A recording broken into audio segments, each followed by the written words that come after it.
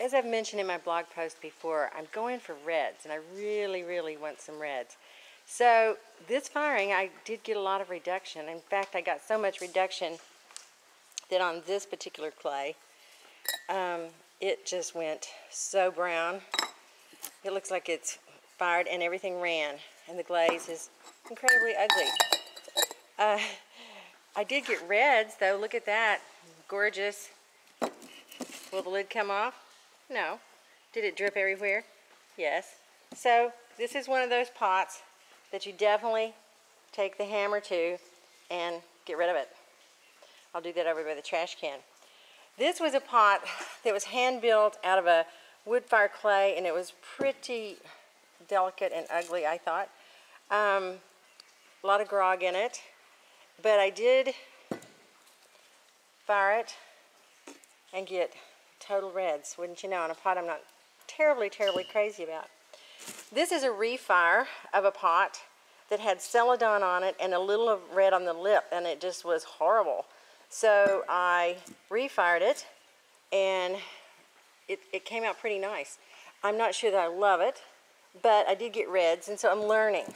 The biggest things I learned is that sometimes refiring is worth it, and sometimes it's just not. My Kiln shelves got lots of drips on them this time, so that's a pain in the butt. But most of all, things that I refired that I was hoping it would go red didn't go red, because that was a red glaze initially. So now it's just sort of a mess.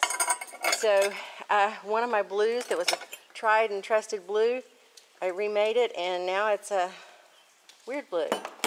This was a refired bowl with a different oxide on it, but it just didn't go. So sometimes you have to, you know, just go with what you got. This, I added a little blue to the edge, thought it would look better. I think it looks worse. So beware. This is another goblet that was dipped in red, which I got. It ran off, and then I put some fluxes on the top that made it just all run off. So that's a mistake. This is a look I'd kind of like to have happen again, but it had red on the top, and it was a refire, and it just floated down to the middle. But I like that. But of course I got like huge globby drips, so it'll be good. It was a good test piece, but not anything more than that.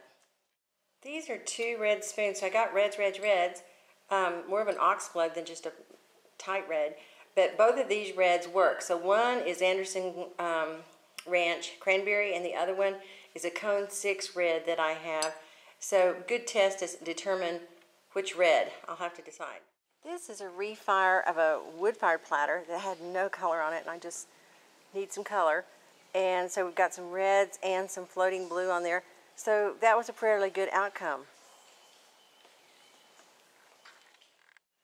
I dipped the back of this bowl in copper red, and boy, it went copper red. It's nice. And where it was over the blue, got some nice runs there as well. However, on the inside of the bowl, I don't know, it looks like a third grader did this. It's just horrible.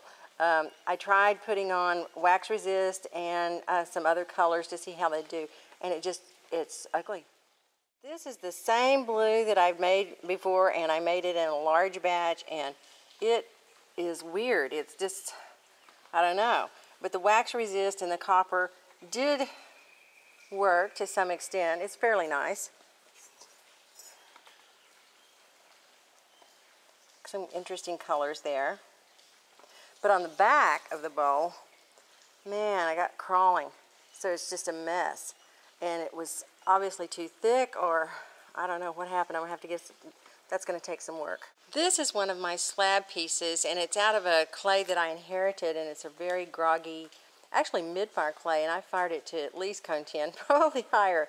But it's interesting because as you can see, the reds came through, and so it was dipped on the back, sprayed on the front, and sprayed with a blue as well as the copper red.